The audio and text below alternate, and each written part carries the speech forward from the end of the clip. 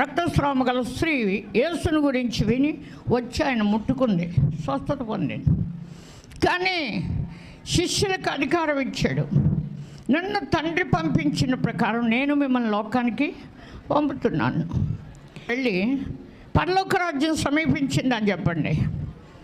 మీరు ఏంటి ప్రవేశిస్తే ఆ ఇంటి వారికి శుభం చెప్పండి. చూడండి, గాబ్రియల్ దూత వచ్చి మరీకు శుభం వచ్చిందని చెప్పిన ఆ శుభం మా ఇంటికి మీ ఇంటికి కూడా వచ్చింది.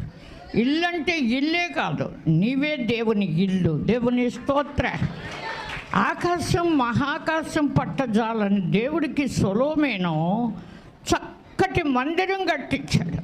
కానీ తన దేహమే లోకానికి అప్పగించేశాడు. యేసు వచ్చి సొలొమోను కంటే గొప్పవాడు ఇక్కడ ఉన్నాడు అన్నాడు. ఆయన దేహం మనందరికీ నిజమైన ఆహారంగా ఇచ్చాడు. యుగ యుగాలు ఏలే సింహాసనమందు ప్రభువు ఆసీనుడై ఉన్నాడు. లోకాన్ని జయించాడు యేసు.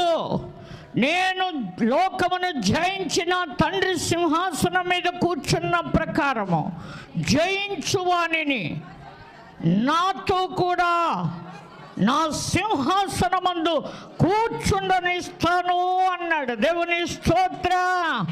యెషయా చూసిన